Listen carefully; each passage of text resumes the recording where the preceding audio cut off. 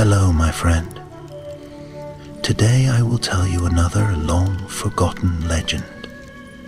Close your eyes and let the magic transport you to Middle-earth. Our journey begins. In the quiet hush between twilight and moonrise, when the stars have only just begun to breathe their silver sighs across the velvet canopy of night, there lies a land forgotten by many and remembered only in song. A land where the grass no longer grows tall, and the wind carries with it not the scent of flowers, but the faded perfume of memory. This is Dor-lomin, once proud, once bright, a bastion of men in the north of Beleriand. But now it slumbers beneath moss and shadow, dreaming of golden banners that no longer fly. In the heart of that slumber, under the roots of a withered elm tree in the bones of ancient stone, a young man walked. His name was Elech, though the birds did not know it, and the trees had long since stopped asking the names of wanderers. He was neither lord nor warrior, not yet, just a traveler wrapped in a cloak the color of smoke, and eyes that mirrored the duskened skies, gray with the memory of storms. Eldith did not come to Dor-lomin seeking treasure, for there was little left to steal. Nor did he come seeking shelter, for the walls of that land had long since crumbled into the embrace of time.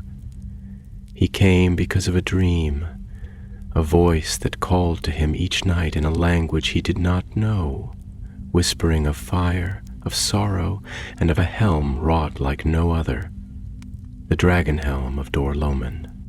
"Come," it said, "the helm endures, and you must endure."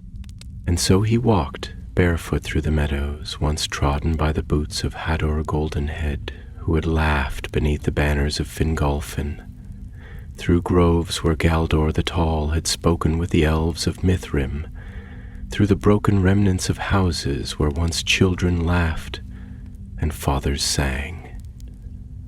All that remained now were stones softened by rain and ivy, and the silence that speaks more loudly than war. As he passed a half-fallen cairn, the clouds above parted for a moment, and starlight spilled like silver wine across the land. There, atop the barrow, stood a stone eagle, its wings chipped by time, its beak half buried in moss. Yet it watched still, as if waiting for a voice to cry out in the tongue of old, to awaken it from its vigil. Eleth paused, pressing his hand to the rough stone, and whispered words he didn't remember learning. Avatalomin nathera in rarad. The wind stirred. It did not speak, not yet, but it listened. He descended into the valley, where the old watchtower of Barad Dun stood like a broken tooth against the stars. The doorway yawned open, cloaked in shadow and memory. Once, fires had burned within, and horns had sounded from its heights. Now only ravens called it home. Still, Eled stepped through. The air was heavy within, not with dust alone, but with the weight of things unsaid. The stones wept with condensation, and water dripped from the ceiling like tears. There were carvings upon the walls, runes too worn to read, but filled with a sorrow that pressed against the soul. Eleth lit no torch. He did not need to see. The helm would find him if he listened well enough, and listen he did. As the hours passed, the wind outside rose into a howl. It was not a cruel wind, but one old and weary, like an ancient minstrel remembering a sad song too often sung. It curled around the tower, then slipped inside, whispering through the cracks and stones, and with it, came the voice again. Turin, son of Hurin, slayer of Glaurung, cursed and crowned. Eilith's breath caught. I am not Turin, he whispered, but the voice was not asking for Turin. It was calling another, him. And deep beneath the stones, in a vault forgotten even by the ravens and the earth itself, the helm stirred. It was not merely a thing of metal and might. It was a vessel of legacy, bound to grief and glory. Crafted by the hands of dwarves, it bore the form of a snarling dragon upon its crest, with scales of iron and eyes of garnet that gleamed faintly even in the dark. None had worn it since the death of Turin Turambar, he who was fated to be great and greater still in sorrow. But now it was waking. As Eilith pressed his hand to the cold stone of the floor, he felt the thrum of it, not a sound, but a pulse, slow and deep, like the heartbeat of a mountain. He followed it down a narrow spiral stair that descended into the roots of the tower. Down and down he went, until the light of stars was but a memory, and the air smelled of stone and fire and age, and there, beneath the earth, in a chamber shaped like the belly of the world, he saw it. The Dragon-helm. It rested upon a stone dais, untouched by dust or decay, as if time itself had forgotten to lay its hand upon it. It shone dimly, not with the polish of gold or the flash of steel, but with a dull, deep glow, like embers beneath ash. There was no inscription, no altar, only the helm and silence. Eld approached, breath held, and in that moment, a sound like thunder filled the chamber. Not loud, but vast, not heard with ears, but with the marrow of bone and the thread of soul. If you take me, you will take the burden. If you wear me, you will remember. If you remember, you must not falter.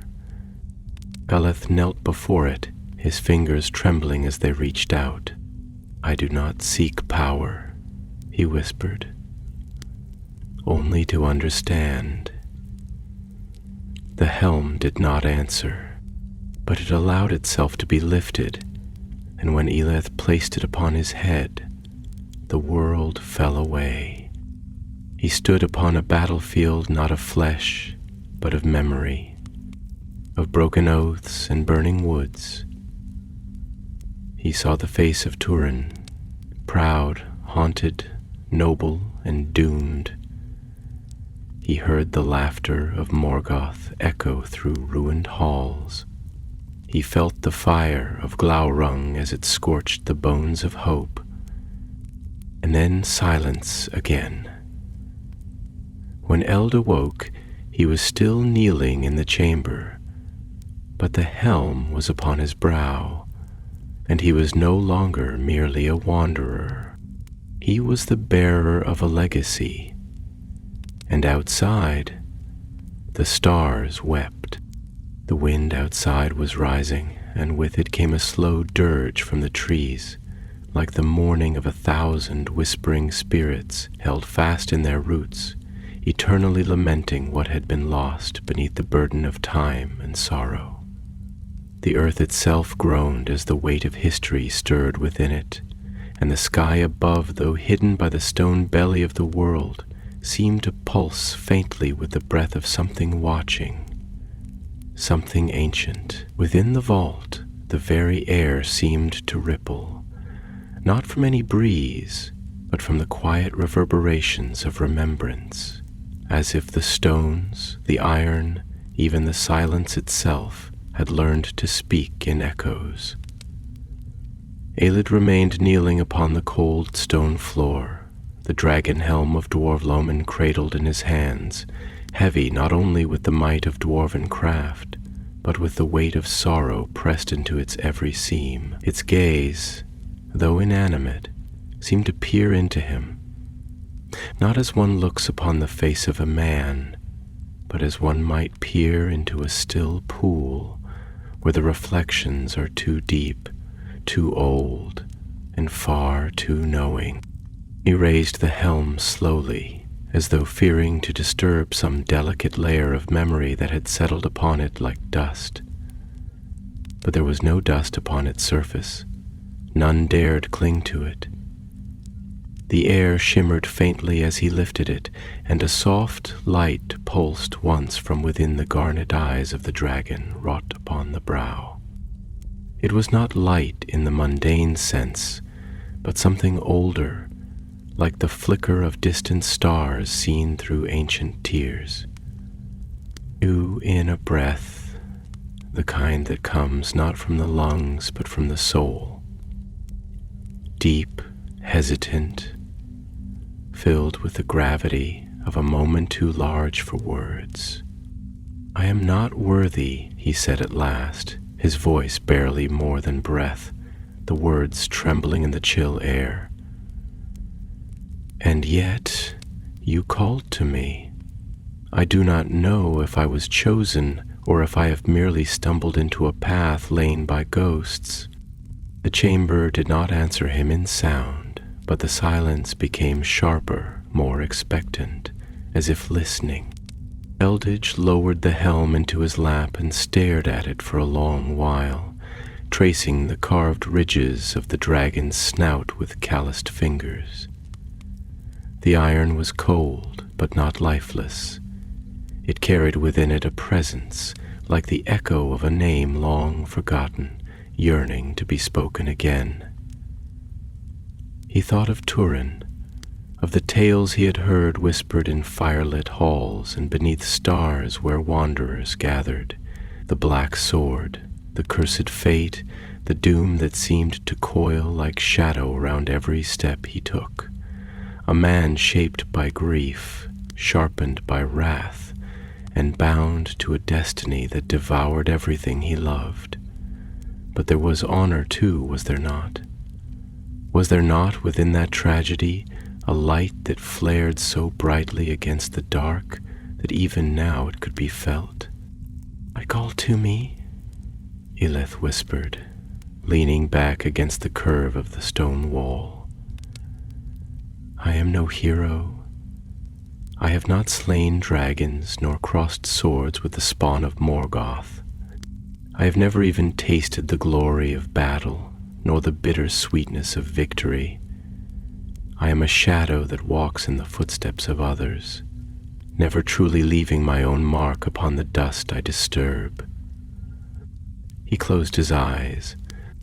"But perhaps," he murmured, "that is why you called." He fell silent then, and in the stillness the helm gleamed faintly as though in answer. After a time he rose to his feet. The weight of the helm felt heavier now, not in body but in meaning, as though it had accepted him, not with triumph or celebration but with solemn understanding. He cradled it against his chest and began the slow ascent from the vault, the narrow stair winding like a coil of memory, each step drawing him back into the breath of the world above. The air grew warmer as he climbed, and the scent of moss, of lichen, and of rain filtered down through the cracks in the stone. The wind that had once only howled outside now whispered into the stairwell, curling around him like an old friend come to guide a lost child home. When at last he emerged into the ruins of the watchtower, the night had deepened, and the stars, those ancient, unblinking witnesses, shone with the soft, mournful light of things long remembered and never quite healed. He stood in the broken threshold of the tower and looked out over the valley. Dor-lomin lay before him, vast and wild and empty, yet not devoid of presence.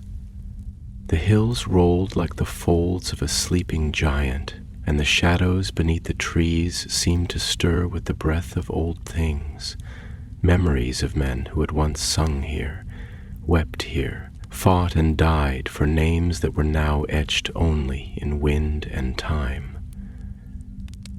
The moon crept over the rim of the eastern hills, painting the land in silver and sorrow. A great cloud drifted low, its edge glowing like the hem of a queen's gown, and the trees swayed as if bowing beneath its passing. Elders spoke aloud again, his voice slow and uncertain, as if he were afraid to name the thought forming within him. "If I wear it," he said, lifting the helm once more into the moonlight, "I become part of what was. I tie my name to a chain that begins with Hador, passes through Húrin, and bleeds through Túrin. But their fates were forged in war and suffering. Their lives were marked by fire, betrayal, grief beyond bearing. Am I prepared to carry that?" The wind rose softly, brushing against his cheek like a cold hand. It was not answer, not truly, but neither was it silence. He thought then not just of the past, but of the future, the one he had not yet shaped. He imagined the helm upon his head, the dragon's maw gleaming, the eyes glowing like embers in a night that would never truly end. He imagined walking the ruins of a world undone, speaking the names of the forgotten, not as a warrior, but as a witness. Perhaps that was what was needed now. Not swords, not vengeance, but remembrance. He sank to the ground once more, the helm beside him, and pressed his palm to the earth. "It hurts," he said quietly, his voice breaking. "To be the one who remembers, to feel all that was lost and to know it cannot be restored. To walk beneath stars that once shone on glory and now only mourn.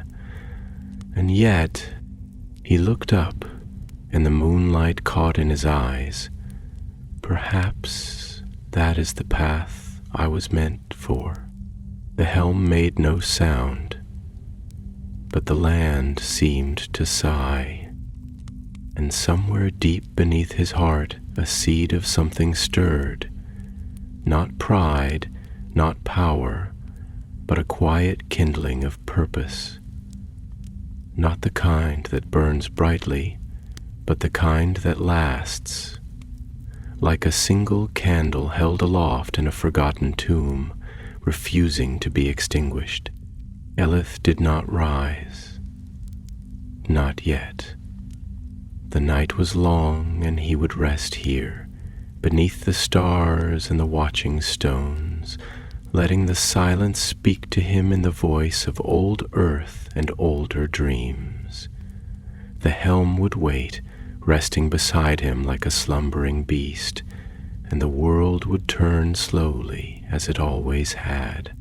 But something had changed, and the wind, gentler now, carried the whisper of names not spoken in an age. Hador, Húrin, Túrin, and now, perhaps, Elideh.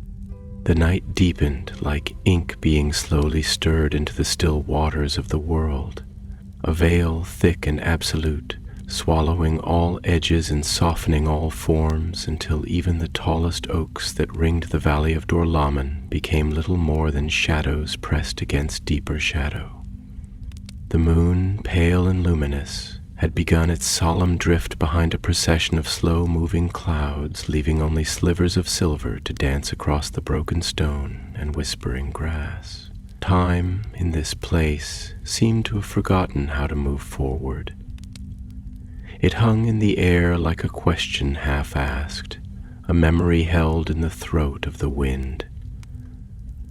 The ruins breathed softly in the hush, and even the stars, those watchful, ancient eyes, seemed to blink slower here, as if lulled by the slumbering sorrow of the land.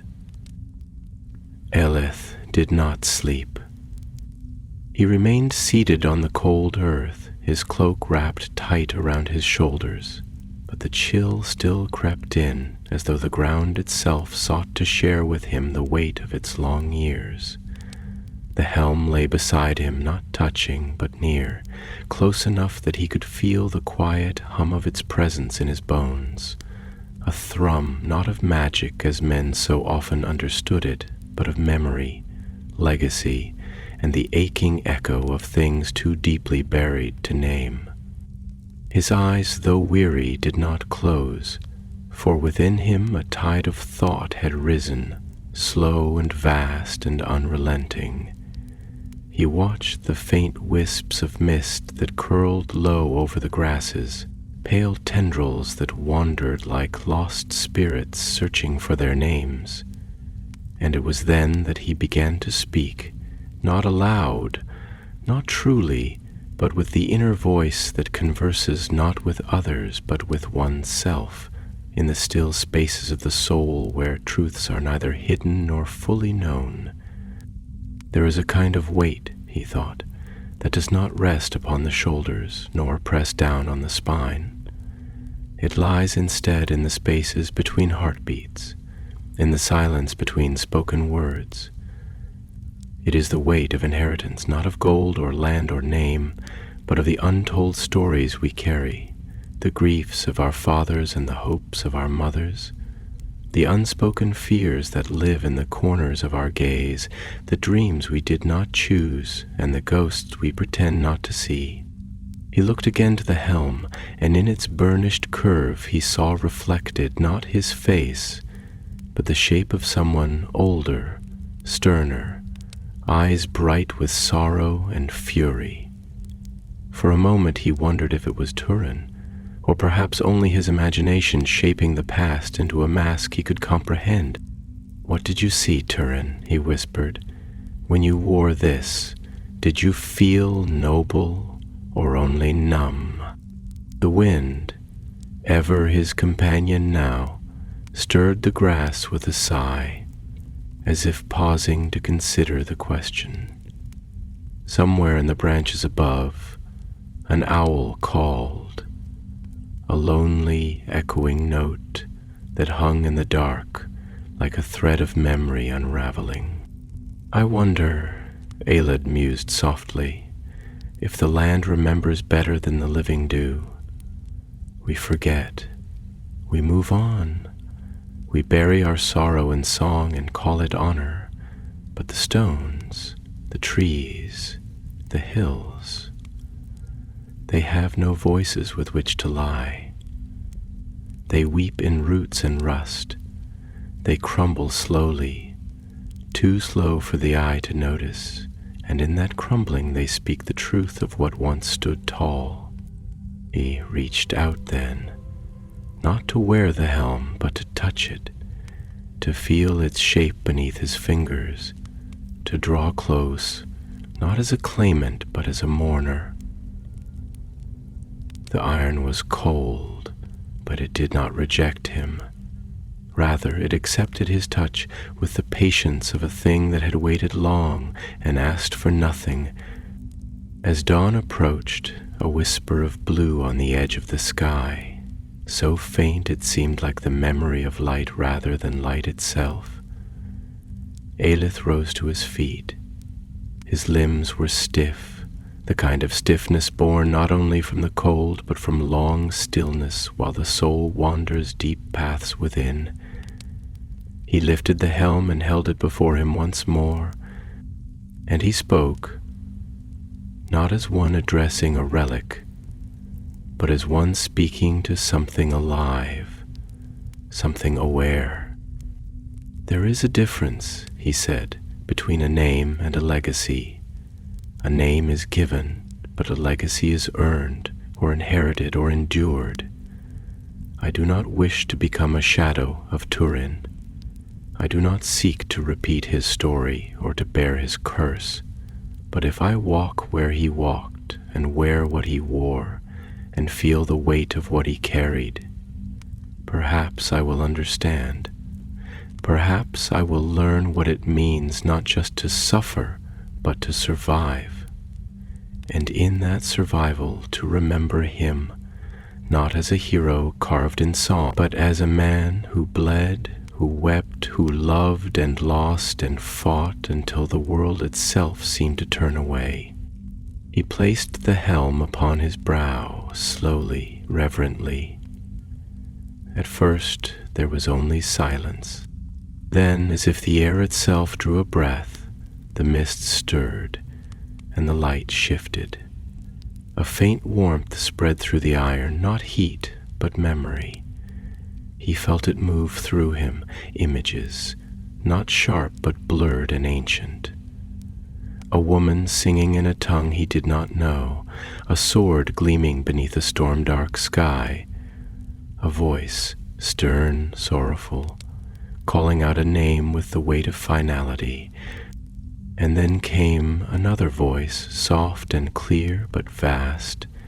It spoke not to his ears, but to the marrow of his spirit. You have not come to claim, but to bear witness. That is enough.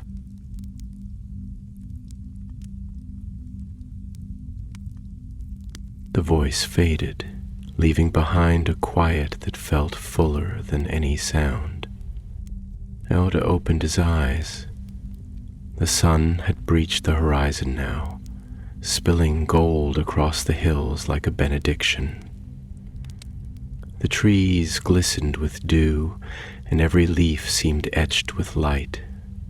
The ruins were no less broken, but they shone now as if draped in a soft veil of remembrance, and within him something had changed. Not dramatically, not with thunder or fire, but deeply. He turned from the watchtower and began to walk, not hurriedly, but with purpose, down into the folds of the land, into the broken heart of Dor-lomin. He would seek out the old roads, the forgotten cairns, the places where memory slept beneath moss and silence. He would speak the names of those long dead and learn their stories not from song, but from stone and earth and wind. And perhaps, in time, he would come to understand what it meant to carry more than a helm, to carry a grief that was not his own, and to transform it, slowly, patiently, into a light that might guide another. The path Elith chose was no longer marked by any stone or trail that a mortal might easily read, for the years had claimed the roads of Dor-lomin like ivy climbing over forgotten tablets, softening their sharpness and smothering their clarity beneath green silence and the slow advance of time's gentle erasure. Trees had grown where banners once flew, and roots now coiled like sleeping serpents over stones carved by hands long buried. Yet the land remembered, in its own way, through the shape of a hill, through the bend of a stream, through the sighing rhythm of the wind as it wound between the trunks of ancient birches. And Elith, wrapped in the hush of early morning, with the helm of dragons upon his brow and the weight of echoes in his heart, began to learn to listen. The light at that hour was pale, almost fragile, a pearlescent veil that did not so much illuminate the world as trace its outline, softly, reverently, as if the sun itself feared to disturb the long dreams of the valley. Each leaf seemed cut from silver, every dewdrop a small star briefly caught in the branches before it melted away into the soft breath of dawn. The ground was soft beneath his feet, thick with moss and the brittle bones of fallen leaves, and the air carried with it a scent of loam, of wild herbs stirred by wind, of age and quietude, and something else, something like remembrance made manifest in scent. He came first to a grove of yew trees, their dark boughs entwined in a hush so profound that even the birds seemed to avoid song beneath their shadow. It was there he paused, drawn not by reason but by a feeling, a pull in the chest like a forgotten promise, rising through the soil to call him home. He laid his hand upon one of the trunks and for a long moment said nothing, merely stood with his forehead bowed, the iron crest of the helm brushing against rough bark, the breath of the forest moving softly around him like the hem of a faded cloak. "I think," he said at last, not to the tree but through it, "that I am beginning to understand the silence." There was no reply, and yet the hush deepened as though the forest leaned in to listen. "Silence is not the absence of meaning," he continued slowly, his voice hushed not by fear but by awe, "but its womb. In silence things take shape. In silence memories root and dreams grow wild and tangled, and in silence we are confronted with ourselves, stripped of clamor, stripped of certainty, left only with the echo of our own thoughts, and the knowledge that those thoughts are not always kind." He stepped back from the tree, his gaze lifted to where the canopy shifted in soft golds and greens. "You have grown here for ages," he murmured, "and you do not speak. Yet in your silence I hear the sorrow of mothers who wept for sons they never buried. I hear the song of fathers who went to war with trembling hands and eyes full of fire. I hear the laughter of children who played beneath your shade, not knowing they would not return." He took a breath, slow and trembling, and let it out like a man unburdening not his lungs, but his soul. "Perhaps," he said, "this is why I came, not to claim, but to bear witness, to remember, and to make space within myself for the stories that no longer have voices."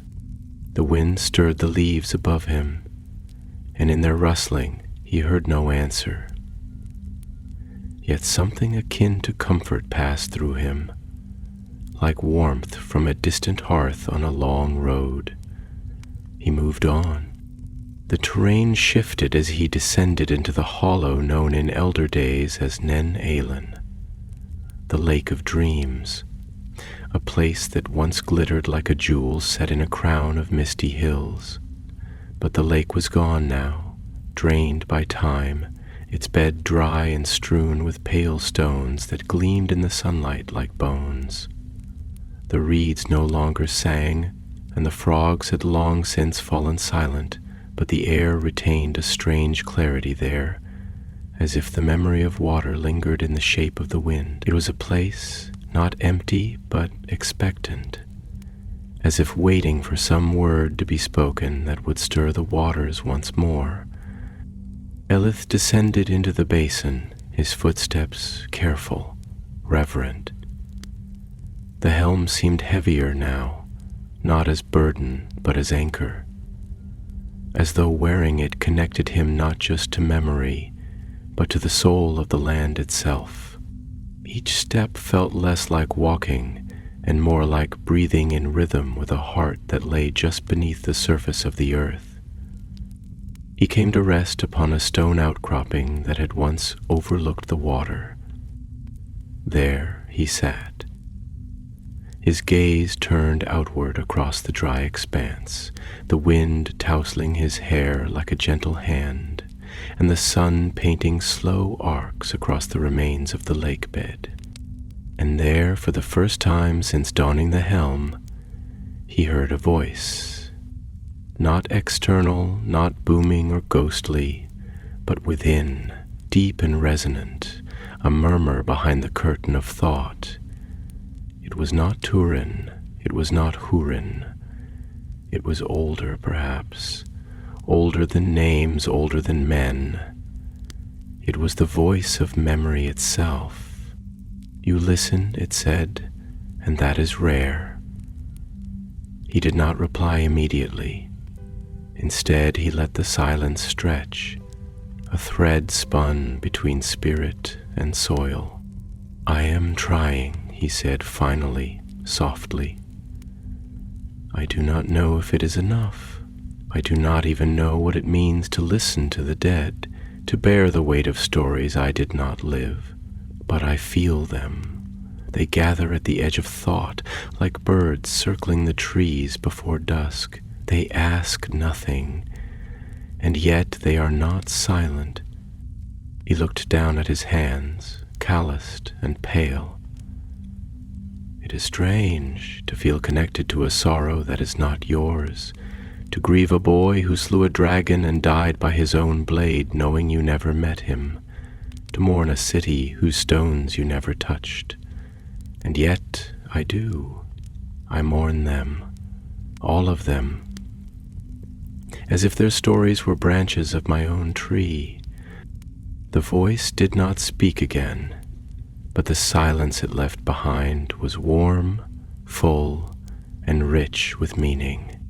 He remained there as the morning passed, not in idleness, but in reverie. His thoughts unfurled like scrolls in the sun, and he allowed himself the space to feel, not to act, not to fix, but simply to feel. The sorrow, the beauty, the longing that had no source but rose up like mist from the soul itself. By midday, he stood once more. His steps were sure, though quiet, and the helm did not weigh upon him as it had.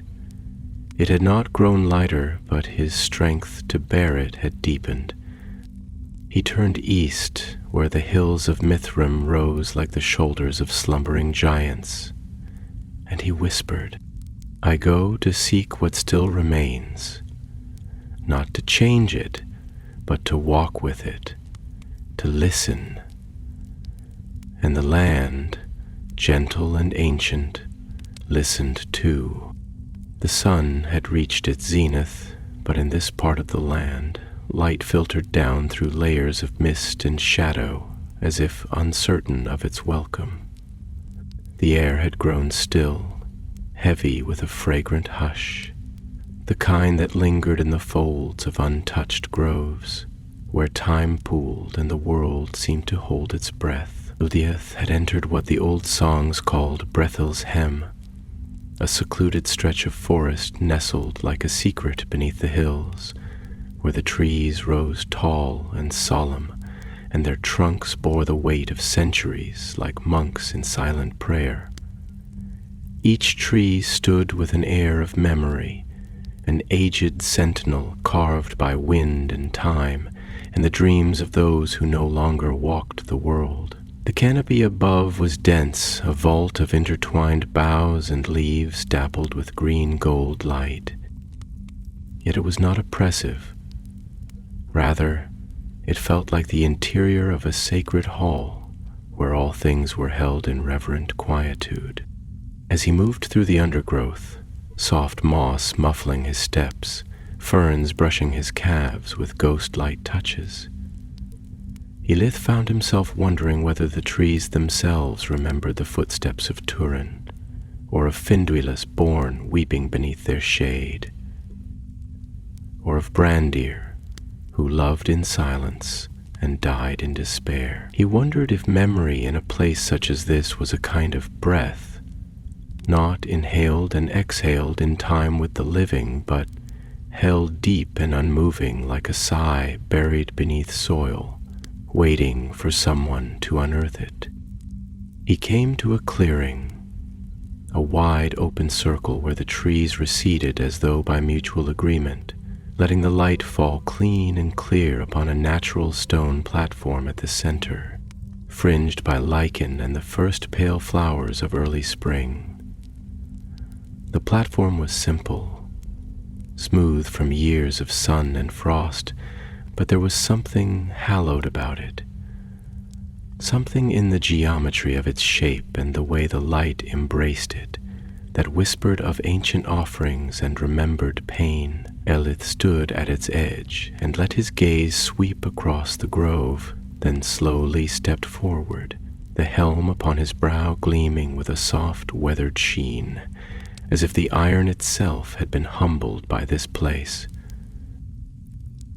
He sat upon the stone, not like a lord taking throne, but like a pilgrim come to rest after a long silence. For a long time he said nothing, merely let the air wrap around him, thick with the perfume of leaf and loam, a scent that spoke not only of living things, but of those that had lived and passed on, and of the quiet pact made between roots and memory. Then slowly his voice rose, not loud but resonant, each word shaped with care. "There is something strange," he began, "about the way we hold grief. It is not like fire which consumes and burns until nothing remains, nor is it like water which flows and eventually finds the sea. No, grief is more like stone, heavy, enduring, unchanging in its shape unless deliberately carved, and we carry it not on our shoulders but in the hollows of our ribs, in the curve of our breath, and in the words we do not speak." His hand moved to the helm, his fingers tracing the line where dragon scale met brow, where the snout curled down in silent defiance. "You wore this," he murmured, "and they called you mighty, cursed, feared. They sang your name in halls that now lie in ruin and whispered of your deeds with awe and terror in equal measure. And yet, for all your valor, Turin, for all your wrath and sorrow and hero's heart, what I feel now is not awe. It is not even fear. It is a kind of ache, quiet and slow. A breeze stirred then, curling through the clearing like a breath drawn inward, and the leaves overhead shivered in a low rustle that almost sounded like sighing. Elid turned his face into the wind and closed his eyes. "I wonder," he said, "whether you knew you were being shaped as you lived, whether you could feel the edges of your story being hewn by something greater than yourself. Fate, they called it. Doom. The curse of Morgoth and the will of the Valar, woven together like threads in a tapestry you never asked to be a part of. But were you aware of the pattern? Could you feel the tug of the loom? Or did you simply stumble from grief to grief, striking back because that was all that made sense in the moment?" His voice trembled slightly, but he did not stop. "And if I am to carry even the shadow of your helm, if I am to walk your lands and speak your name, then I must ask, is it enough simply to remember? Or must I also defy the shape of things? Must I carve my own story into the stone you left behind, not with sword or fire, but with understanding, with compassion?" He rose slowly, the helm's crest catching a shaft of sunlight that fell clean through the canopy. It lit his face in soft gold and cast his shadow long and tall across the mossy stones, as though the spirit of the past walked beside him. From the edge of the clearing another voice answered, not from the trees, not from the wind, but from a figure half veiled in the mist that had begun to drift lazily between the trunks. "You ask questions that many feared to ask, even when the world was younger and the stars more willing to answer," said the voice, gentle and deep, touched by age but not weariness. "And perhaps that is the difference between bearing a helm and being crushed beneath it." Elid turned, heart leaping in his chest, and saw a man standing tall and robed in gray-green, his hair silver like moon thread and his face lined with the wisdom of long wandering. His eyes were not elven, but they bore the clarity of one who had gazed long into the heart of things and had not turned away. A staff was in his hand, gnarled and smooth with age, and though he bore no weapon, there was a gravity to him, like that of stones that had stood through many storms. "I did not know I was being watched," Elith said, his tone calm but laced with surprise. The figure smiled faintly. "In this land, nothing truly watches, only remembers. I am no enemy, Elith, of no house, though your spirit is kin to those who once walked proudly through these woods. I have walked these hills since before the crown of Beleriand was drowned beneath the sea, and I have listened."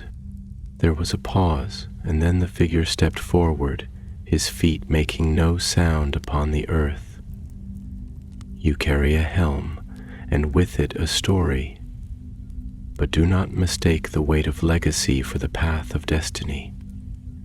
What has been carved by others can still be softened by your own hand. The stone is not your master." Elith studied the man, sensing no deceit, and asked softly, "Then tell me, what is the purpose of sorrow, if not to shape us?"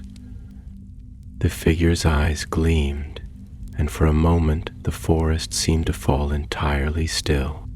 "Sorrow," he said slowly, "is the shadow cast by love when it loses its source of light.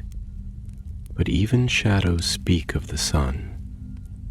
They remind us that what was lost was worth mourning, and so we carry sorrow not as a chain but as a lantern, one that lights our way through the dark places others fear to tread." Edith said nothing for a long moment. Then he bowed his head, not in defeat, but in reverence. The trees whispered again, and above them the light poured like honey through the shifting veil of leaves. The forest lingered around them like a breath held too long, suspended between exhalation and silence, and every leaf, every lichen-coated branch, every patch of moss seemed to lean closer, as though the world itself had grown curious, eager to eavesdrop on the long, deliberate unfolding of conversation that had not been spoken aloud beneath these trees in an age. The soft, golden hush of afternoon light poured down through the canopy in fractured streams, illuminating motes of dust that danced lazily in the air, and the breeze had stilled altogether, replaced by the kind of quiet that occurs not from absence, but from reverence. Eldith remained where he stood, the dragon-helm still upon his brow, casting a long shadow across the moss-covered stone beneath his feet, and he felt its weight in a way he had not before, not as a burden of iron, but as the echo of countless intentions, regrets, and unspoken prayers, pressed into the shape of a single object. Before him stood the gray-robed figure, neither threatening nor overtly mystical, but calm, possessed of a presence that seemed to ripple outward into the trees and sink into the very bones of the land. The man's eyes held the weight of years, not simply in the lines that creased his weathered face, but in the way they lingered upon every detail of the forest, every curve of the horizon, as if each branch and stone carried a tale that he had memorized and carried close. "I have not heard your name," Elith said, his voice gentle but tinged with the vulnerable hesitation of one who fears what he might learn. "No," the man replied, and his voice was like the creak of old wood or the distant toll of a bell softened by time. "And perhaps it is better that way. Names, after all, are the first shackle of identity. They root us in what we were, in who we were seen to be. But out here in the quiet between songs, what matters is not what I am called, but what I carry. Eldish tilted his head, the helm shifting slightly with the motion, and allowed himself a moment of silence before responding. "Then tell me what you carry," he said, "because I don't know yet what to do with this." He gestured gently to the helm. "This inheritance. I feel like I've stepped into a river whose current I cannot see, and I don't know whether I'm meant to swim, to let myself be carried, or to climb out altogether and leave it behind. And I wonder, what if it's not my river at all?" The man's expression did not change, but something in his bearing softened, and he moved to sit upon a large stone, one half covered in ivy and shaped like a broken altar. He rested both hands atop his staff and looked out into the trees for a long moment before answering. "There is a danger in thinking of legacy as a river," he said slowly, "because rivers flow in one direction, and that direction often feels inevitable. But what you wear upon your brow is not a current. It is a mirror, Elodie, and it does not show you where to go, but who you are when you choose to go at all. Turin wore that helm, yes, so did Hurin before him and Hador before him, each adding their own fire and shadow to its story, but their stories are not yours. They are the roots, and you are the branch, still growing, still seeking light." Eleth lowered himself slowly to sit upon the mossy ground, crossing his legs, his gaze fixed not on the man now, but on the space between them, where a fallen leaf twirled slowly to the earth, as though reluctant to complete its journey. "But what if I fail?" he asked at length, his voice almost breaking though the forest remained utterly still. "What if I carry this helm, this memory, this echo of kings and warriors and sorrow, and I do nothing worthy of it? What if all I am is a shadow of their greatness, or worse, an unwitting mimic of their tragedies? What if this story is cursed to repeat itself, no matter who wears the helm?" The man's eyes, deep and unblinking, did not waver. "That is the fear," he said softly, "and it is a true one. Stories long told do cast long shadows, and there are those who find themselves walking paths they never chose, because the world sees in them the shape of another. But hear me, Elid of wandering feet and questioning heart. Greatness is not measured by the weight of deeds carved into stone, nor by the height of towers raised in your name. Greatness lies in how you bear the unseen weight, how you hold sorrow without letting it become your master, how you remember the dead without letting them speak over your own voice." The forest exhaled then, a soft rustling through the boughs, as if affirming the man's words. And Elith sat with that silence a long time before speaking again. "I think," he began slowly, choosing each word as though shaping it from soft clay, "I have always feared that, if I stood still too long, the past would find me and fold me into its pages like a pressed leaf, pretty perhaps, but lifeless, trapped forever in a story not mine. I thought perhaps movement could shield me, wandering could free me. But the truth is," he paused, drawing a deep breath, "the truth is that I have carried this weight even before I knew its name. That my soul has always felt older than my years, like a hearth gone cold but still haunted by smoke. And I wonder now if I was not called to this path so much as drawn toward it by a longing I could never quite name. The man nodded slowly, as one who has heard this confession before, in different words, from different mouths. "That," he said, "is the beginning of wisdom." And then, rising gently to his feet, he turned toward the deeper woods, where the trees stood close and the light grew thin. "Walk with me," he said. So Elith rose, and together they passed through the veil of trees, the forest parting gently before them, not with magic, but with a kind of gracious recognition, as though the land itself understood that something had been spoken here which mattered, something that would ripple forward through memory and leaf, through dream and dusk and the long hush of twilight. And as they walked, the trees whispered overhead, and the helm upon Elda's brow no longer felt like a burden, but like a key. Heavy, yes, and shaped by fire, but meant to unlock not fate, but understanding. They walked in silence for a time, but it was not the silence of absence, nor that which follows when words fail and leave behind only the hollow reverberations of something unfinished.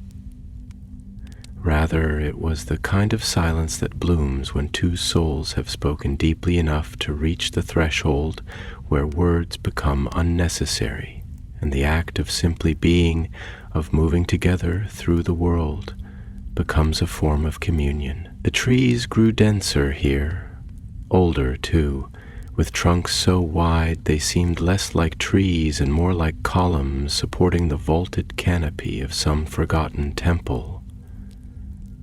Moss clung to every root and branch like velvet memory, and the undergrowth was rich with the scent of earth and water and the pale, strange fragrance of distant flowers that bloomed unseen in the shadowed hollows. Above, the canopy tangled into a mosaic of green and gold, the sunlight filtering through as though passing through colored glass in some ancient cathedral. Each ray was a thread, weaving through leaf and dust, catching in the curled edges of ferns and the hairline cracks of fallen stones. And as they walked, the light moved with them, not merely illuminating their path, but seeming to draw it forward, unfolding with each footfall as if the land itself responded to their presence. Ella felt it subtly like a pulse beneath his boots, the steady, slow acknowledgement of a place not dead, but dormant, and now gently waking. The robed man, his staff making no sound upon the leaf-littered ground, at last broke the stillness, though his voice did not pierce it so much as join it, as one more melody layered into a great and quiet song. "You see how the forest leans inward," he said, gesturing with a slight nod toward the trees that bowed and arched over their path like sentinels in thought. "This is not merely the will of nature. It is memory shaping form. These trees were saplings when the blood of Nargothrond's last warriors stained the river stones, and when the cries of men and elves echoed in the valleys beyond. They remember not with mind, but with shape. They bend not to the wind alone, but to grief." He looked around, and in that moment he saw it more clearly. The curve of trunks not random, but rhythmic. The placement of stones not scattered, but deliberate, as if left by hands who had vanished, yet whose intention still clung to every grain of moss. The air here felt heavier, but not oppressively so, more like a tapestry thick with thread woven over centuries, each breath drawn within it tugging lightly at 100 other threads, causing a ripple of remembrance he could feel in his chest. "I used to believe," Elith said quietly, his gaze fixed on a gnarled tree whose roots spilled over the earth like frozen rivers, "that time erases all things. that even sorrow, even triumph, becomes dust eventually. But here I feel as if time itself has taken root, as though the years have not passed over this place but into it, and every footstep is a kind of trespass into the dreaming of the world. The older man smiled, faintly but not without warmth, and his gaze swept the woods as though they were familiar, even beloved. "Yes," he said, "and that is both the gift and the peril of places like this. Memory is sacred, but it can become a snare if we mistake it for destiny. It is one thing to honor the past, to speak with the dead through stone and song and silence. It is another to live so fully in their echo that we forget our own voice, our own breath." They reached a glade then, nestled between two hills like a bowl carved gently by the patient hand of the earth. A stream wound through its center, narrow and clear, its surface catching the last light of the descending sun and breaking it into fragments that danced across the reeds. On either side the grass grew tall and swayed softly, and the air was filled with the soft, pulsing hum of insects, like 1,000 wings whispering secrets too fine for mortal ears to catch. Here the man knelt, not in worship but in reverence, and gestured for Eled to do the same. "Sit," he said, "and let the world speak." And so Eled knelt as well, and together they listened to the stream which murmured like a voice half asleep, to the wind which touched their cheeks like fingers of a forgotten friend, to the birds that did not sing. After a long time the man spoke again, his tone slower now, almost intimate. "There was a time when I too believed that sorrow was the measure of truth, that the deeper I felt, the more I understood. But I learned, slowly and painfully, that sorrow is only one thread in the weaving. There is joy, too, quiet and often overlooked, but vital. It hides in the way the sun turns the water gold, in the way a fallen leaf lands softly on moss, in the way even a helm forged for war can become, in time, a symbol of reflection."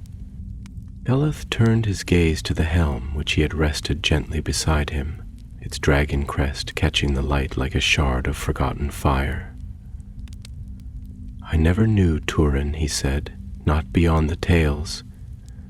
But I've imagined him again and again, not as the hero they sing of, but as the boy who first held a sword too large for his hand.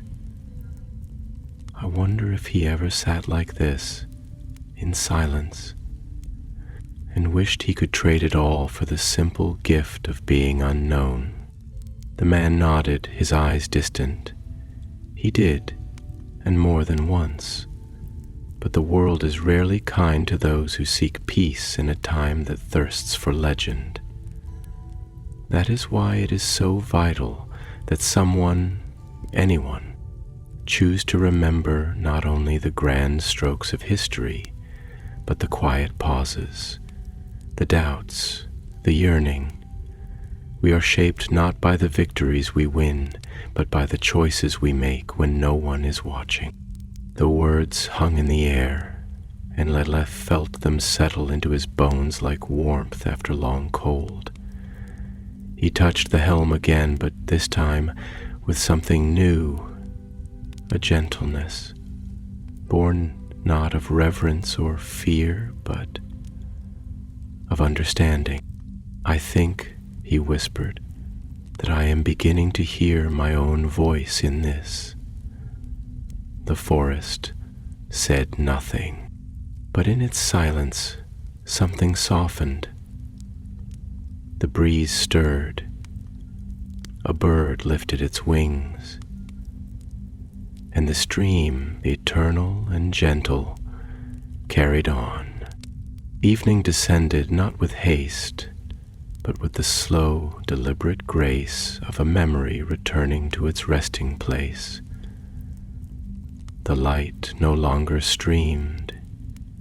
It lingered, as if reluctant to part with the glade, touching each blade of grass, each polished pebble in the stream, each moss-veiled root, with a kind of sacred tenderness. The western sky began to bleed into hues of deep gold and bruised violet, and the clouds above, once soft and white, now held the burnished edges of flame, like old parchment kissed by the edge of a candle.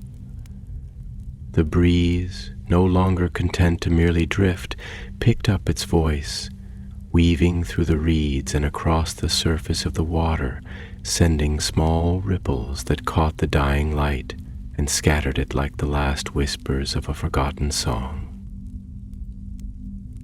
Ada had not moved for a long while. His knees rested on the earth as if they belonged there, as if the soil had shaped itself around his presence, and his hands, now bare, the gloves laid aside, rested palm up upon his thighs, as though awaiting something not physical but inward, some revelation that would unfold not from the sky, nor from the mouth of his companion, but from the marrow of his own being. The Dragon-helm sat at his side like a sleeping beast, no longer daunting or glorious, but quiet, companionable, almost sorrowful in its silence. In the waning light, its iron seemed less like metal and more like petrified shadow, a relic carved not from ore, but from the weight of memory itself. The gray-robed man remained beside him, seated now, his eyes half-lidded, but not in slumber. Rather, it was a gaze turned inward, a meditation woven into breath and heartbeat, an immersion into the long stillness of the world that had no need for speech.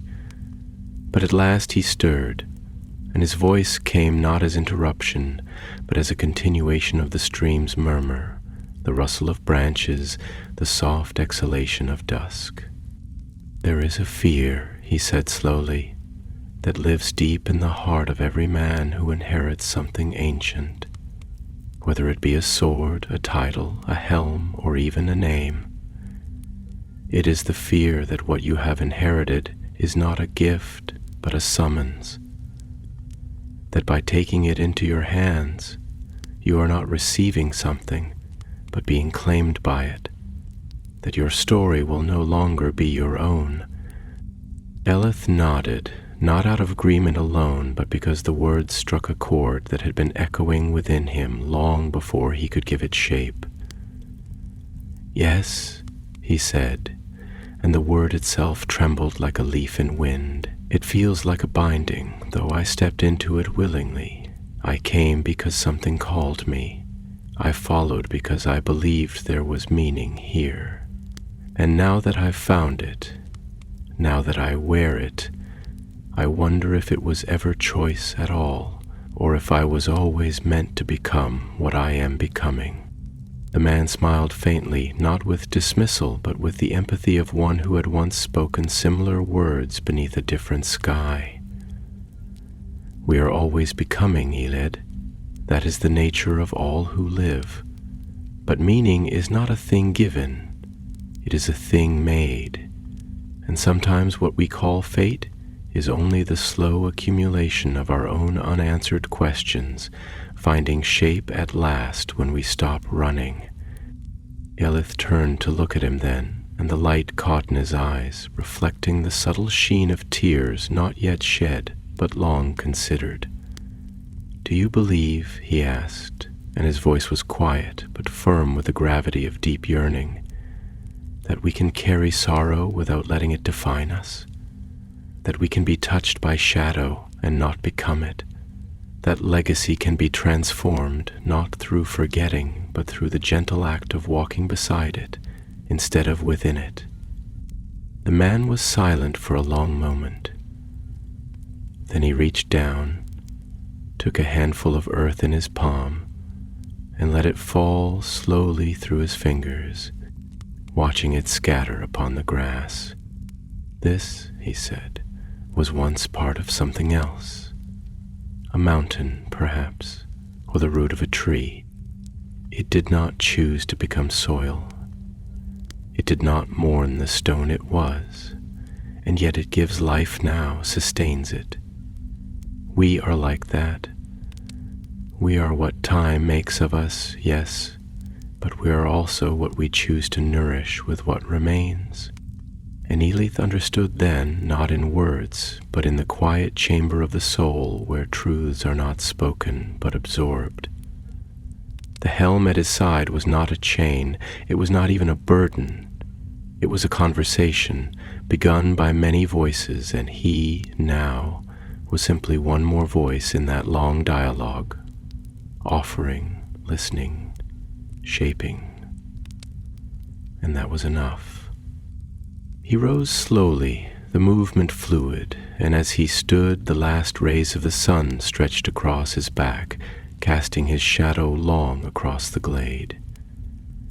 The helm he lifted gently, and with both hands he held it aloft, not in declaration, but in acknowledgement, as one might lift a chalice or an heirloom, not to claim, but to honor. I will walk with it, he said softly, not because I must, or because it demands it, but because I see now that it is part of me as much as my hands or my breath, not my master, not my destiny, just my story. And I will carry it kindly.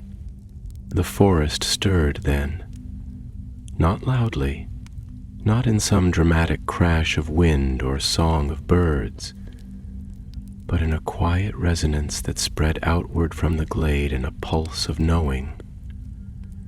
The trees seemed to lift slightly, as though exhaling. The stream quickened its voice, and the air grew warmer, sweeter, touched with the promise of green things growing. The man rose beside him and placed a hand upon his shoulder, light, firm, and filled with quiet strength. Then your path is yours, and you have already begun it.